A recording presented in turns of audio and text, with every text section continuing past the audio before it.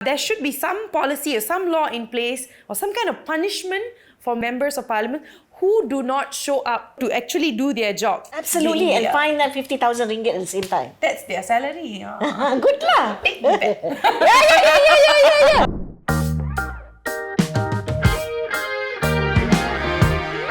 Can I ask what inspired you to make this decision to run for office? The word I would use is not inspiration. The word I would use is a sense of responsibility to my country, to my students in particular who graduate and are unable to get jobs, especially those who are highly qualified and who still have to struggle to put food on the table. I'm doing this for children born with my condition, and that is why for me it came naturally that I have to make this sacrifice for the betterment of my country and for the people that I love. Do you think there should be some policy or some law in place or some kind of punishment for members of parliament who do not show up to actually do their job? Absolutely, and fine them 50,000 ringgit at the same time. That's their salary. Good lah. Take me back. Yeah. Then they cannot pay bills like the rest of us. Good I'm very smart They'll understand how much Then I they'll have to understand. like, They will make sure that in their Maggie there's none of those nice bits that they put inside. Maggie need to divide by half.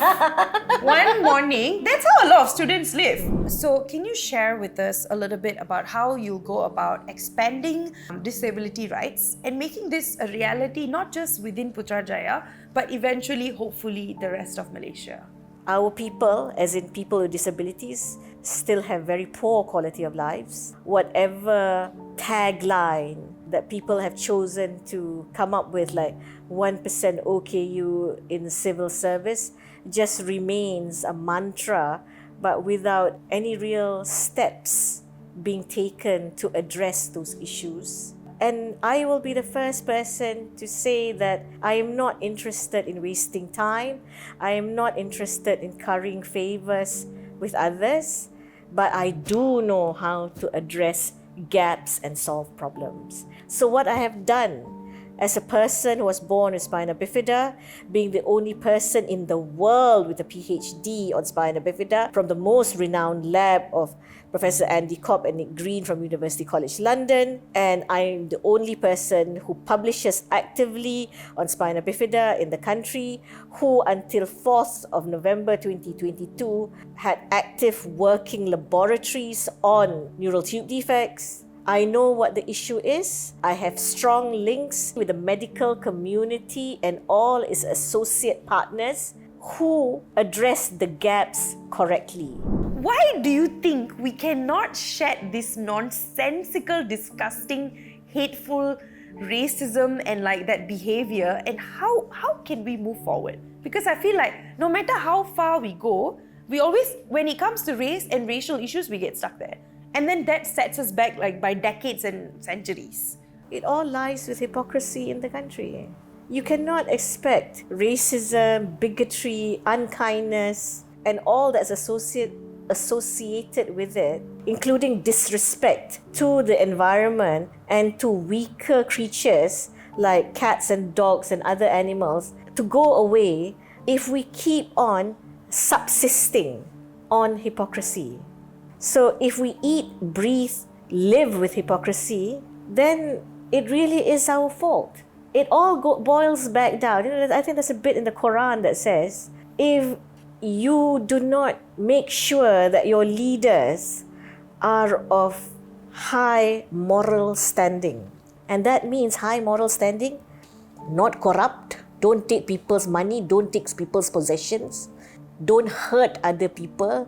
If you don't get, the Quran says, if you don't get rid of your ridiculously corrupt politicians, then you deserve to also go the same way as your corrupt politicians. I was talking to my boss earlier, right? She has a son who's autistic. When he was of age, she sent him to a government school under their program Pendidikan Khas Integrasi, right? And she said that while she appreciated, public schools' efforts to be more inclusive, to have all the children under one roof, it also didn't quite work because there were kids with different abilities. Eventually, she had to take her son out and then put him in a private school, which is extremely costly. And of course, not everybody can afford to do so. How can we reform the education system that clearly needs, all kinds of reform so that it is able to cater to the different needs of children with different disabilities and needs? In my honest to God opinion, the whole entire country needs a complete overhaul. And the education system is highly linked and closely linked to the medical world, simply because we are dealing with children with a diverse pathophysiology. We have to get back to our patient records. Why are the patient records important? Because we need to design policies based on data. Policies of this country must be data-driven policies. How do you get those data? Patient records. What do we do with our patient records? We have great civil servants, some highly intelligent ones that I've met, but they are not given good infrastructure. What do you think is the biggest problem in Malaysia that needs to be solved right this second? OKU parking. We have non-enforceable Akta OKU 2008, which means that really any Tom, Dick or Harry or Minah, Saleh, Ramasamy, Akau, Achong can park at an OKU parking spot without being in OKU. They do that all the time. They even do that at the hospitals. And I have videos that I've already put on social media on that. And do you know that in Malaysia, you can buy the OKU sticker from Popular Bookstore? I've seen it, yeah. Yeah, exactly. So please, do we not deserve a country for all Malaysians? Please help me. Thank you. Thank you.